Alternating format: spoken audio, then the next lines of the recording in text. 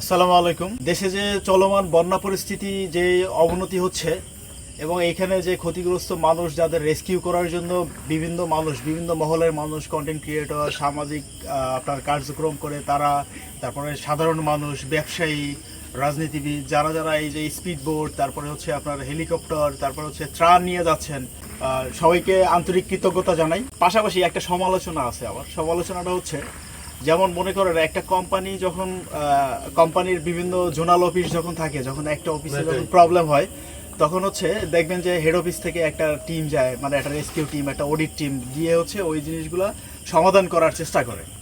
তো বাংলাদেশ একটা দেশ, এটা যদি আমরা একটা কোম্পানির মতো চিন্তা করি, এই দেশের একটা ডিজাস্টার ম্যানেজমেন্ট একটা অথরিটি, একটা ডিপার্টমেন্ট আছে আমাদের গভর্নমেন্টের।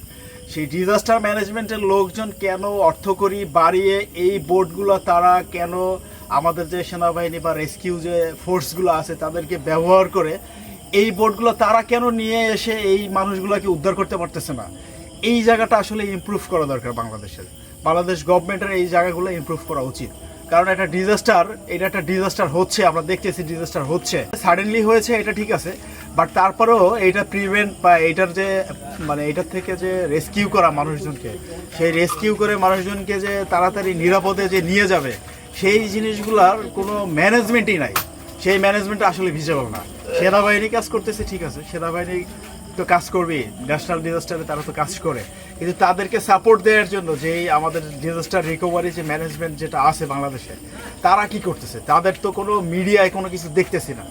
এই 53 বছর স্বাধীন হওয়ার পরেও দেশে সেই ডিজাস্টার রিকভারি করার জন্য মানে আমরা রেডিই না। একবার চিন্তা করেন যে তাদের কাজ কি, তারা কি করে, তারা কেন এই যে পাবলিক কেন বোটগুলো ভাড়া করে করে ট্রাকে ভরে ভরে নিয়ে মানুষগুলো রেস্কিউ করবে? তাদের কাজ কি? তারা চাইলে করতে পারে না? গভর্নমেন্টের থ্রুতে এটা করতে পারে না?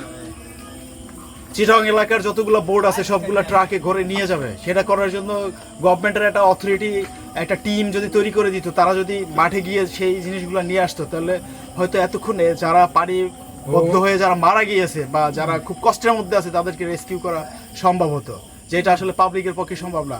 আমি ব্যক্তিগতভাবে আমি ফান্ড কালেক্ট করতেছি, আমি বরিশাল ইউনিভার্সিটির একটা টিমের সাথে আমি নিজে ফেনীতে যাব, কিন্তু এখন যাচ্ছি না।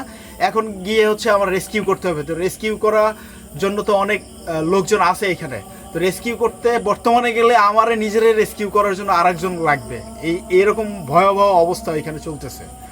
তো আমরা হচ্ছে ত্রাণ নিয়ে যাব, হ্যাঁ, সেই একটা প্ল্যান করতেছি আমরা। তো কথা হচ্ছে সরকারের এই ডিজাস্টার যখন রিকভারি হয়ে যাবে, তারপরে সরকার উচিত হবে এই জিনিসগুলোকে ঢেলে সাজানো এবং একটা স্ট্রং একটা টিম তৈরি করা, যারা হচ্ছে একদম মোবাইল টিমের মতো, হ্যাঁ, যেইখানে ডিজাস্টার হবে, যেইখানে প্রবলেম হবে, যেখানে মহামারী হবে, তারা সেইখানে উড়ে যাবে, ফ্লাই করে যাবে, গিয়ে হচ্ছে তারা নিয়ে আসবে। এবং আরেকটা কথা, সেনাবাহিনীর কাছে হেলিকপ্টার আছে না? বিমান বাহিনীর কাছে আছে হেলিকপ্টার, পর্যাপ্ত হেলিকপ্টার। তারপরে দেখছি যে প্রাইভেট কোম্পানির মালিক যারা, তারা মনে করেন প্রাইভেট সার্ভিস দিয়ে হেলিকপ্টার দিয়ে তারা রেস্কিউ করার চেষ্টা করতেছে। এগুলো কেন হবে? গভর্নমেন্টের তাহলে ভিত্তিটা কোথায়?